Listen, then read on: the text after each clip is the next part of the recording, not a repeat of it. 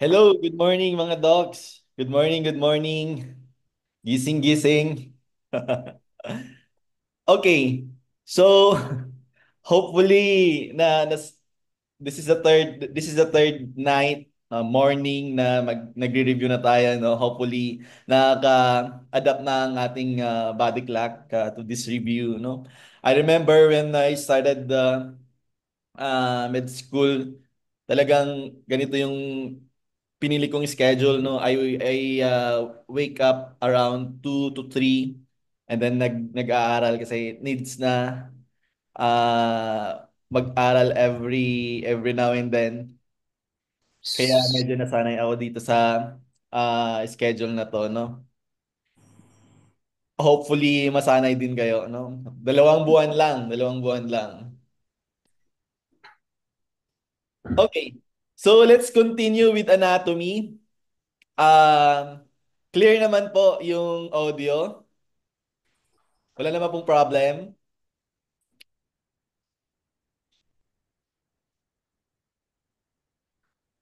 Okay. Okay, thank you, Doc Arlene. Thank you, thank you. Choppy? Okay, kay Doc, loud and clear. Okay. Doc Rayana, baka yung reception medyo ano, siguro sa inyo, yung sa end din niyo, no? Okay. Ah.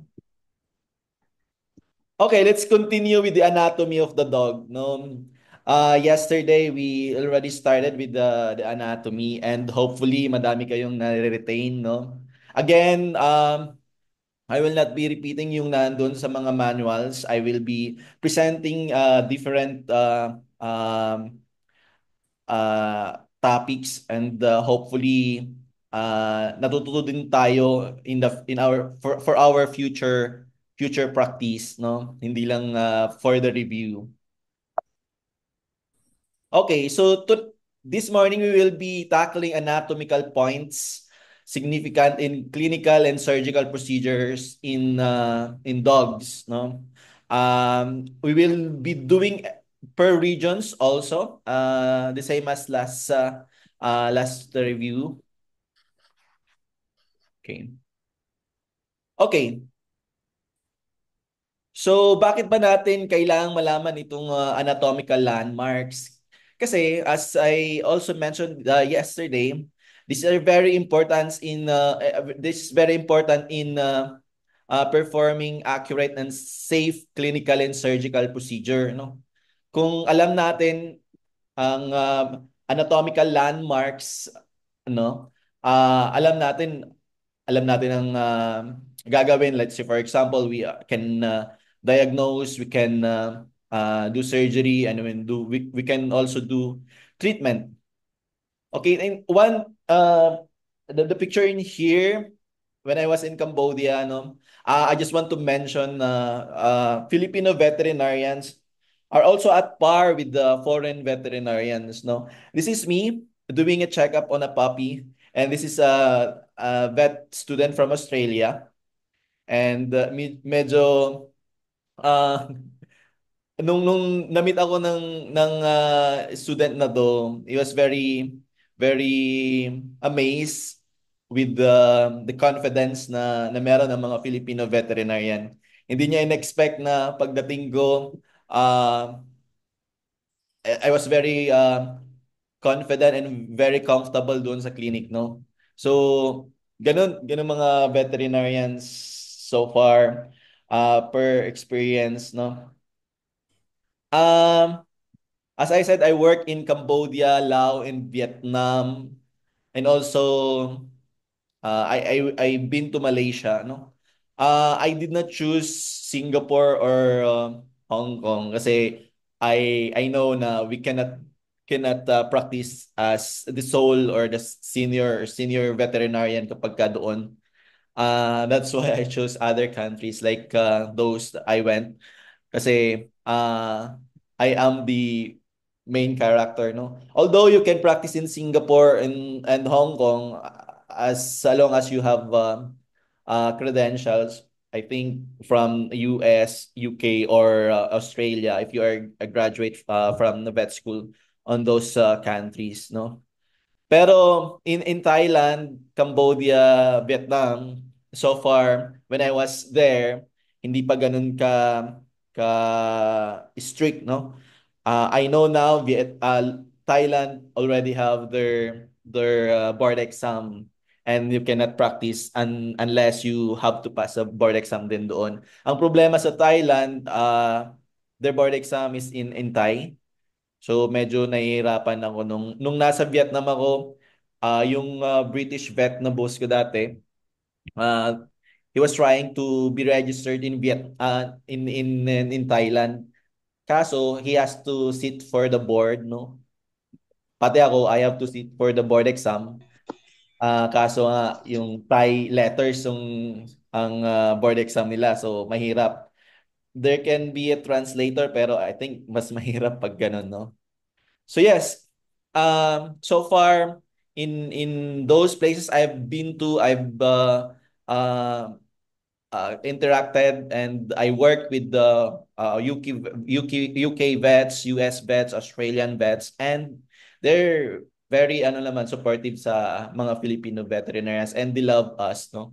So hopefully in the future for mga bagong graduate na papasa ngayong October board exam, you explore this route na in terms of your career, no? Ah, hindi lang Hong Kong, hindi lang Singapore ang pwede ninyong puntahan. Kasi again, you will not be main veterinarian there. You will be nurse and assistant. Although wala namang problem 'yun, no? And wala namang problem din kasi you will be exposed to different cases. And ang problema doon, ang problema lang doon is yun nga hindi ikaw yung mismong nagda-diagnose and nagti-treat, no? Okay. So let's continue. As I said, yung veterinary student na to, I was very impressed kasi nga uh, yung practice natin dito sa Pilipinas hindi ganun ka at par with the gold standards in terms of mga diagnostics, pero we are exposed to different cases and we are hindi limited, no? We can proceed to any diagnostic treatments with the limited resources na meron tayo, and dahil doon I think that makes us na mas madaming pwedeng i-utilize kapag may mga problem. Unlike other veterinarians in first world countries, kapag merong wala, parang they cannot work, no? The will be limited. Hindi na nila kayang mag-proceed kasi uh, I've worked with some veterinarians na gano'n na parang nag-give up na kasi merong wala. Unlike tayo, kaya nating mag-improvise, no? Okay, anong patalasas yun, no? Okay, so canine clinical examination, again, it's very important that you know the different anatomical landmarks, no? Every now and then, the thing that I emphasize with my students and the colleagues na nakasama ko is to do the canine clinical examination from tip of the nose to the tip of the tail, no? And I know you're familiar na dito sa canine clinical examinations. In the board exam, you have to know the different vitals, no? Yung temperature, heart rate, and the respiratory rate, no? And correlate it with the history, no? And okay, so mostly kasi ang mga all veterinarians now, pagka merong mga cases, they are only focusing on the specific region kung saan may complaint, no? So for new veterinarians, I encourage you to start with the clinical examination kahit hindi yung mga kinu-complain nila. Let's say for example, kapag may problem dun sa head, So you still have to do the examinations to the rest of the body kasi sometimes makikita natin na may mga conditions na ito yung kino-complain pero merong mga lesions dito or merong lesions diyan, no? Let's say for example with the case ng isang sa mga young cats. Let's say for example, the cat is having lameness, no? Tapos in-x-ray mo yung sa paa niya and then meron kang nakita na lesions and then they are connected with the lungs. So you have to also x-ray yung kanyang lungs. So this is very common for young cats na this will be discussed in feline medicine. So this is veterinary medicine. Okay, so as I am doing sa ating review, it's by region, no? So you can start from the head and to the tail, no? So with this procedure, with this from head to tail, hindi mo mamimiss yung mga important uh, uh, signs na pwedeng ipakita ng yung patient. Okay, so we start with the head and neck region, no? So ang pinaka-importante dito sa head and neck region is the one that is more mostly utilized, no, sa jugular vein. This is the most common na pinagkokolekan natin ng blood for say for example routine na CBC in the blood chemistry. In other countries, they are very particular with the how you collect the blood, no? And for cats, usually most of the time use the jugular vein, no? Na pinagkokolektahan ng ng blood, no? Uh Yeah, I also do that every now and then sa cats. For dogs, we know okay na yung cephalic and venous vein, no? Ang problem kasi sa cat, 'di ba, if you use the cephalic vein or sa venous vein, sometimes you have to use a smaller needle. The problem with the smaller needle, it can affect the reading of the complete blood, let's say for complete blood count. So if you are using this small needle, si ba maliit yung ano niya, let's say for gauge 25 or gauge 26, the possibility of the red blood cells to rupture is high. Kasi nga maliit yung needle, no? So if that is the case, it can affect the reading of the hematocrit or the red blood cells. That's why it's very important to use at least mga 23 gauge needle, no? The 23 gauge needle is colored blue, no? So it's also also important, I think during our board exam, we had questions like what gauge of needle is the yellow syringe, yellow needle syringe. Sorry. The Kung yellow may suntong manong, yellow cannula. kung may tumaw. Also, let's say for example, the Supapay lang, sabay lang ng Friday. na ano, Wow, wow, wow. wait lang. Madam, review me, alas 3 to ko. Alas 3 to alas 6. Okay. Okay. So, I'm saying the gauge ng mga needles, no, sometimes or most it's always the same yung number ng needles sa cannula, sa syringes and sa mga needles na ginagamit natin, no. And they are color coded. So it's also important for you to be familiarized with those, no. So the jugular vein. So what are we using? Ano yung tinutusok natin if we do the jugular venipuncture? Is it the internal or external?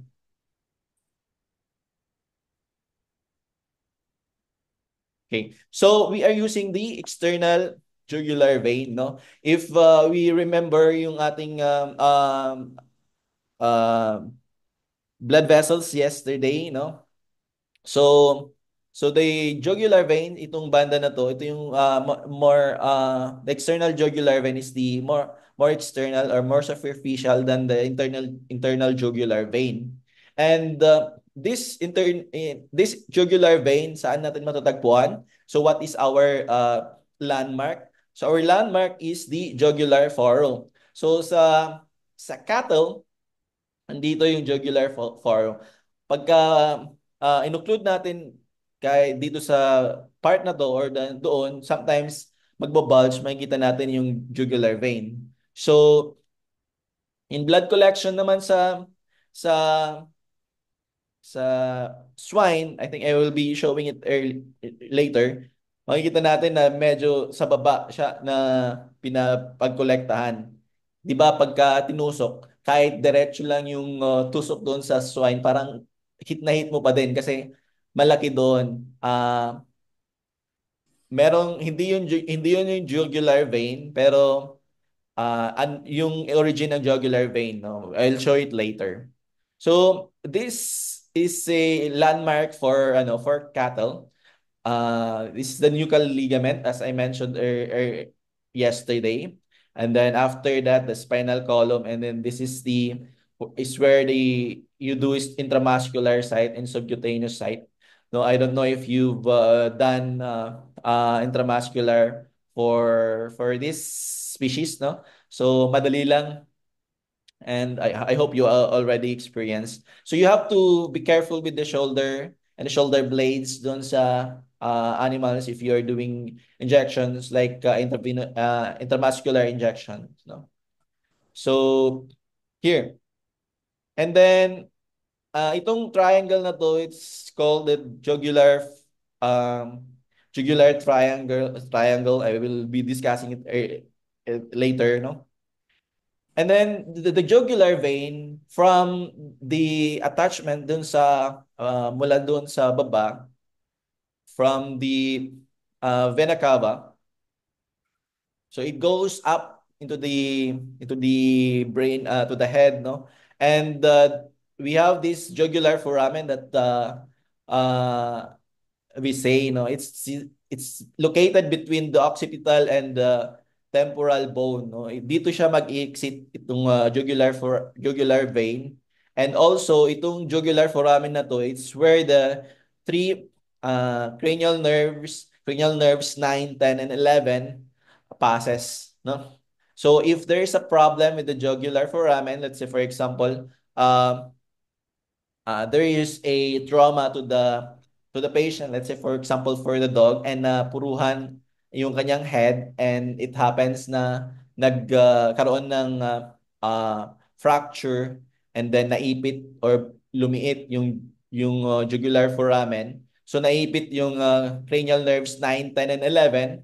So you will have some manifestation or clinical manifestation, let's say for example that may problem dun sa heart, sa lungs, kasi ngayon yung vagus nerve and also glossopharyngeal nerves, there will be problem with the swallowing, also phonation, etc., no?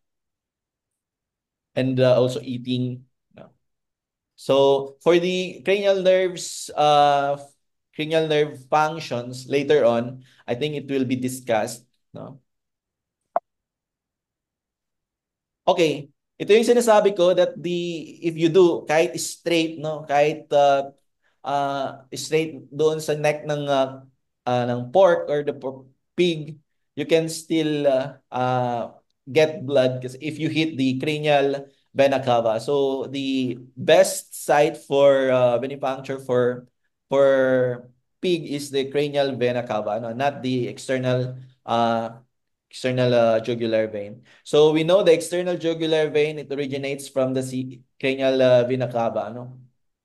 Or it drains to the vena cava. Kasi manggagaling siya let's say for example, sa brain, it goes to the jugular vein, and then it goes to the cranial vena cava, and it goes back to the right atrium, no? Kabaliktaran kapag doon sa arteries, kasi manggagaling siya sa aorta and it goes to let's say brachiocephalic trunk and etc., no? So one picture in here is how you do a venipuncture, jugular venipuncture in a cat, no? I really love doing this, but sometimes it's kind of difficult for cats, mostly cats, hindi madali, no? But if you are okay with the restraining, kapag magaling yung mag-restrain sa inyo, and it's very good na ang daling ang bilis makakuha ng blood for this way on this way, no? Okay, so also the jugular vein, the external jugular vein is where you get blood for blood transfusion. If you want to collect blood for blood transfusion, usually ang ginagamit natin is the external jugular vein, no? Madali lang siya if you're doing, no? So for incoming clinicians or the new veterinarians, new passers in the October board exam, I encourage you not to be scared na gumawa itong procedure na to. So, madali lang siya actually. So, we are using the blood bag na pangtao, no? Kasi walang specific so far na available sa Pilipinas for specific only for dogs or specific only for animals. So, we are using the same blood bag ng human. Okay, so usually, ang blood collection is being done like this. Uh, I never I never tried collecting blood for transfusion sa conscious na patient. It has always to be sedated, no? Like this patient, no? Okay, I have a question here. How will you determine whether you already obtained 100 ml of blood kapag nagko-collect ka, no? Kasi usually itong blood bag na to, it contains like 400 plus ml, no? So how do you know na nakakuha ka na ng this blood, no? So I hope you already know this one. So if kasi nga we are to weigh yung blood habang kinukuha na ng dugo, no? So 1 milligram of blood is equal to 1 cc of or per ml of blood, no? So if you get 100 milligram na nung weight niya, so meron na tayong 100 mLs. So 400 mLs na blood bag, you have to also modify this one if you want to get 100 ml of blood. So, kasi meron siyang anticoagulant dito. So, you have to do ratio in proportion. Kapag nagkagawa ka ng ratio in proportion, you have to remove yung excess na anticoagulant. Kasi, if you only place 100 ml of blood in this bag, so there's a lot of anticoagulant in there, no? Okay. Next is the location of the larynx for intubation. I encourage everyone that if you do the surgery, let's say for example, any surgeries, you have to do the intubation. You always have to intubate kasi we don't know if the patient is allergic to some medications habang naggagawa kayo ng procedure. Let's say for example, you are doing a spay and you are doing or giving different medications or different anesthetics. And hindi naman always na anaphylactic reaction na yung nangyayari if there's an allergy, no? Sometimes there's a delayed reaction habang nag-surgery kayo. It will take mga one hour and lang nag-kick yung, let's say for example, allergy or sensitivity ng patient. So, it's very important na wait lang, na intubated yung patient kasi the moment na the patient body reacts to anything that you are injecting, always open yung airways, no? So you always have to do intubation kahit castration or spay lang na procedure. Kahit mabilis lang, 10-minute procedure, you always have to do the intubation. So the endotracheal tube, usually you have to put in here. So you have to pass the epiglottis. Dapat mahawi yung epiglottis, no? And then you pass here, no? So meron tayong condition like the brachycephalic obstructive airways syndrome. Very common sa mga pug, very common to French bulldog or other other dogs. Small breed dogs, they can suffer from brachycephalic obstructive airways syndrome, or those breeds that are short-snouted or brachycephalic yung skull nila, no? So yung brachycephalic or BOAS, no? We can see that there's parang excess or medyo malaki itong palate nila. So you have to cut the palate, and then you have to expose uh, yung let's say here, para sometimes kasi yung palate nandito, it covers the whole opening dito sa trachea. So kapag ka nagbe-breathe, kapag breathing in, nagko-close ito kapag ka sa mga brachycephalic breed, and minsan parang very narrow ito, no? So you have to open, uh, nako-closean niya kasi ito yung opening, kaya medyo nahihirapan siyang huminga, ano, hindi siya maka diretso doon sa trachea. So binabawasan itong soft palate na to kapag sa treatment of BOAS. Okay, next thing that you need to know sa neck are the lymph nodes, no? What are the lymph nodes, no? So if the lymph nodes are inflamed, we know na meron something going on sa patient. Not only with the infection, but also it can suggest na merong other problem like tumor or cancers, no? Ang very common na pinapalpate natin is submandibular lymph nodes, and then prescapular lymph nodes, the axillary, no? Pero ang ini-emphasize ko dito is the submandibular lymph nodes, no? So lymph nodes in the neck, chest, armpits, and groin are the easiest way to feel when enlarged. Now, if there's inflammation of the lymph nodes, it's lymphadenitis, no? And then, very common na meron tayong ginagawa na aspiration from the lymph nodes if we suspect na merong neoplasm. So, ganun ang ginagawa, no? And then we send to the laboratory. So if that means, no, kapag ka meron ng mga tumor cells or tumors dun sa or cancer cells sa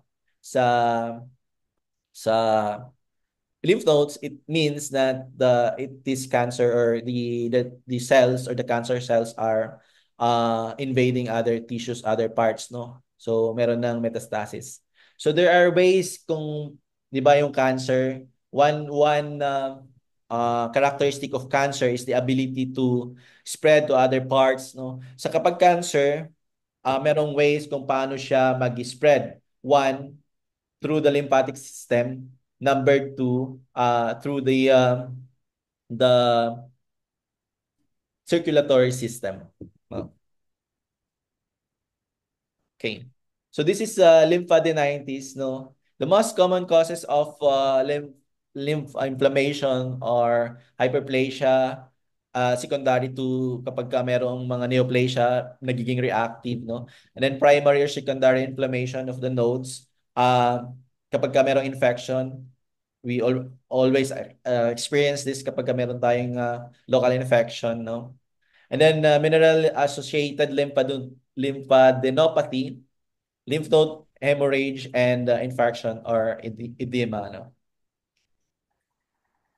Next, we go to the thoracic region. The very important thing that you have to know with regards to the thoracic region is when you do the palpation or auscultation, ano yung saan part ba tayo papalpate or mag-auscultate, palpate, no? So it's always the apex of the heart, no? Kasi doon natin mas maririnig yung heartbeat ng patient, no? Um, I don't know if you've learned na kung saan yung siko ng dog backward lang, and kung saan yung matatouch doon na malapit doon. But that part is the apex part. It's where the mitral valve located, and it's where the beat na pinakamalakas, no?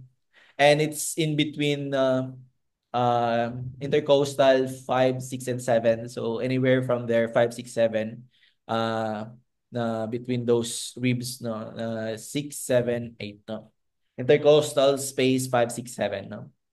So another anatomical landmark kung if you want to really check kapag ka nagpa-practice na kayo, so merong problem sa different valves, you have to check which valve ito yung ating pwedeng i-palpate, no?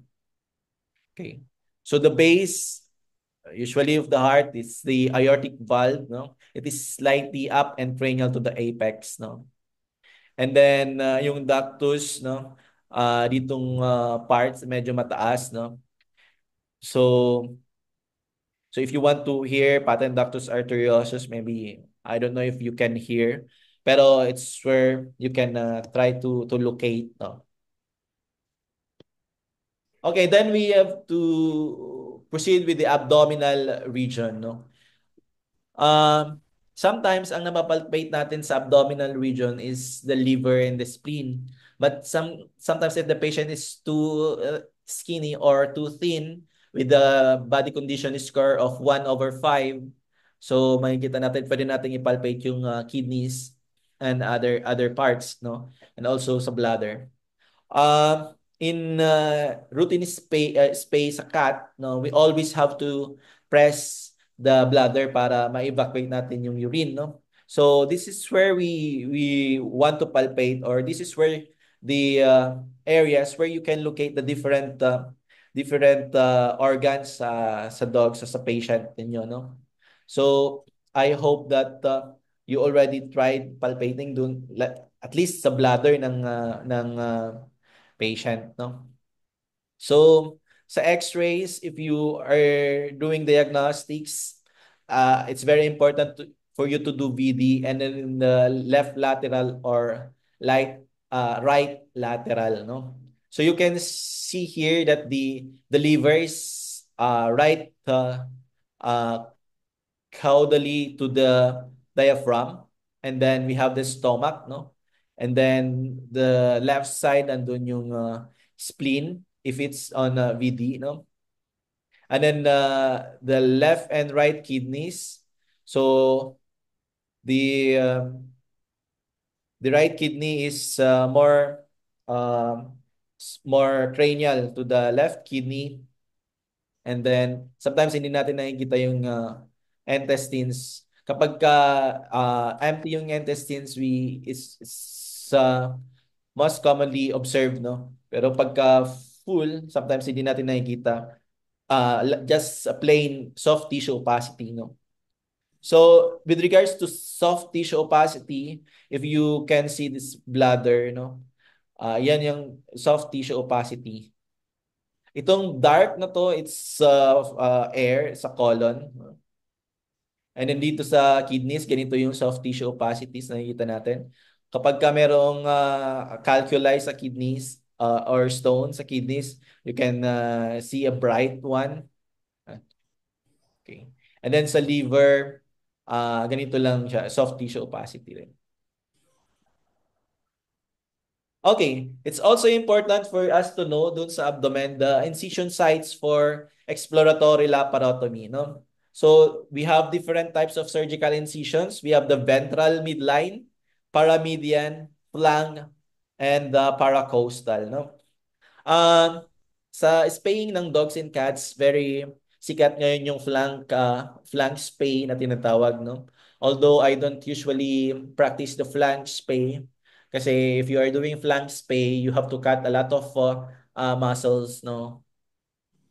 Unlike doon sa ventral midline, if you or if you really cut the linea alba, isa lang yung close mo doon, isa lang yung problem, no? Yun lang yung linea alba sa ventral midline. Pero pagka medyo paramedian and medyo mas bloody. Okay, so itong flank perpendicular to the long axis of the body, no?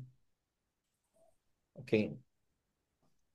So in shelter medicine, we always do in when I was in Thailand, we always do the abdominal. Pero ang problema doon sa abdominal, uh, syempre kapag ka nakahiga yung patient, will have contact with the floor, no, or the sa lupa, so it can cause further infection, no? However, pagka flank naman, kapag ka umulan yung patient, pwedeng maulanan yung patient, pwedeng mabasa, and also is common for infection kapag ka ganun, no? Ang problema doon sa flank spay, there's one good thing kasi makikita ng mga rescuers na ito na spay na o hindi na kailangang hulihin, no? But kapag ka nakita ng common tao, tapos nakita nila na may sugat at may shave, no? Ma-distress sila, kawawa yung patient, sabi nila. So either way, you can either use both, no, or do any of these surgical incision site, no? So which of the following is not cut during a paramedian incision? So we know ano ba yung layers from the outermost to the innermost layer of the abdomen, no? Okay, so the outermost is the external oblique. And then next, the internal oblique. And then the innermost is the transversus, no? These are the layers of the abdominal muscles. So it's not included here. Is the rectus abdominis, no? So lahat ito, external, internal, transversus, they are cut sa paramedian, no? Dito sa uh, sorry, this should be flank. Sorry, hindi ko na-edit, no? So this should be flank. So if you are doing from paramedian incision, you are cutting the rectus abdominis, no? Sorry. Okay.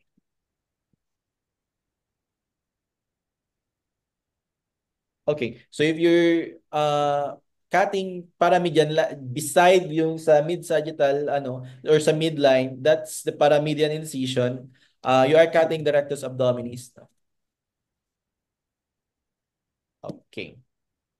So here, so you have to be familiarized with the layers, external oblique, internal oblique, and then transversus. Mas malalim ang transversus kaysa sa internal oblique.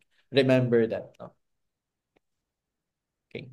Next procedure in the abdominal area and very common na ginagawa sa practice, no, is the cystosynthesis, no? So the obtaining of urine from the urinary bladder.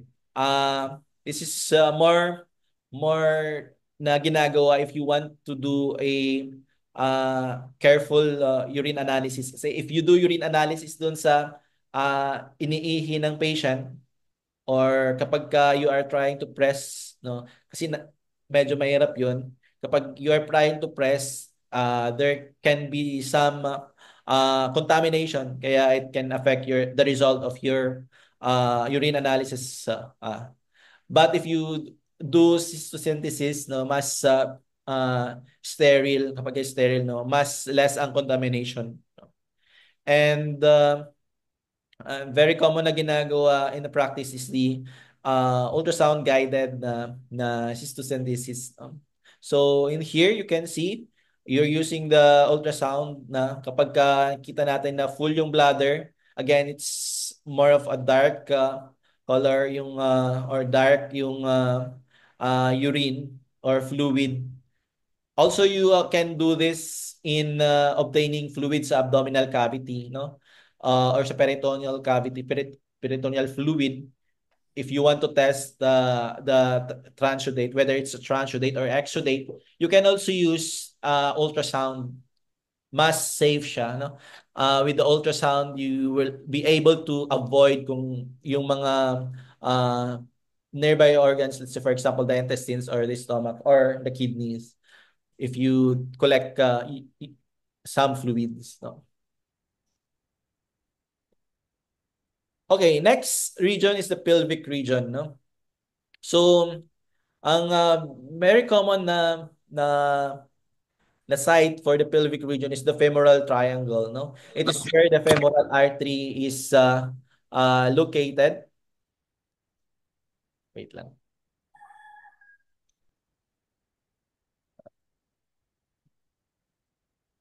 Okay, wait lang.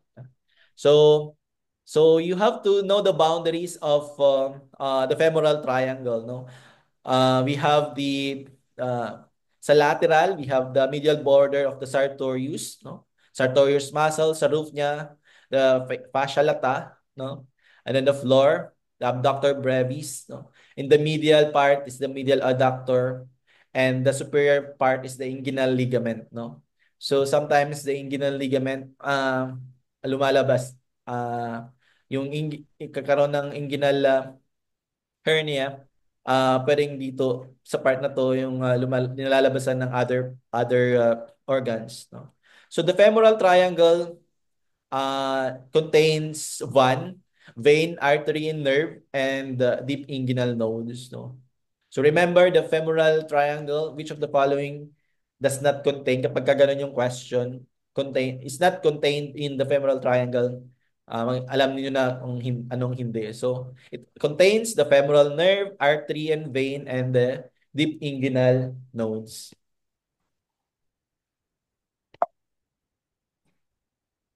Next, dun sa pelvic region, it's very common to see in small animal practice ang perineal hernia.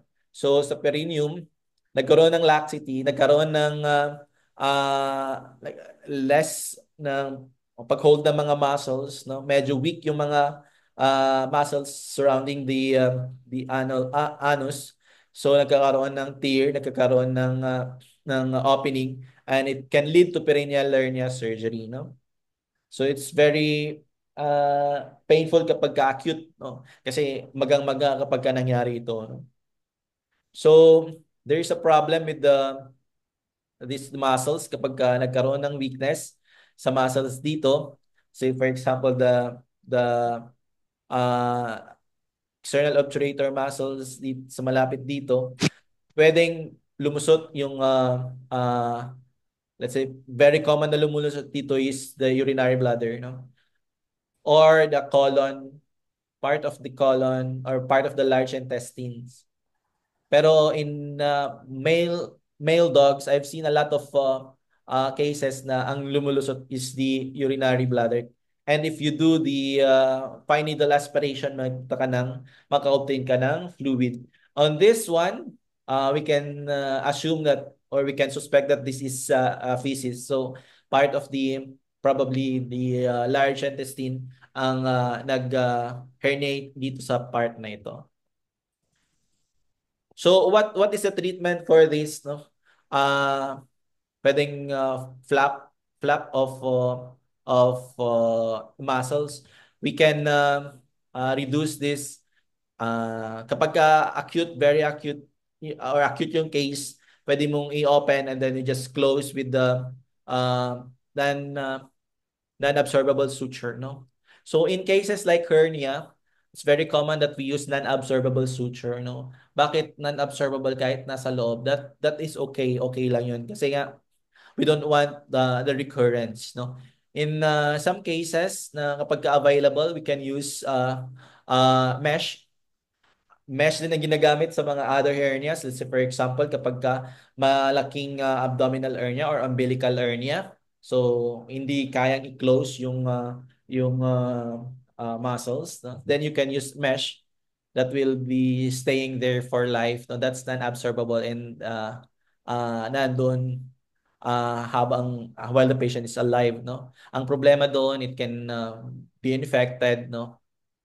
And also with the perineal hernia, you can also use mesh. Pero you can use these muscles uh, na pang-close dito sa hole na ito, no? If you have a case in the future. Okay? Okay. So, okay ba? So, I want na medyo hati-hatiin natin yung lecture para medyo hindi tayo masyadong ma ma-overload. So let's have a break for at least mga 5 minutes, no? Para lang din ano, ah, para lang din ah, recording. Wait lang. Gusto ko kasi na i-portion yung recording para hindi masyadong ma mahaba kapag nag ano tayo. Oh.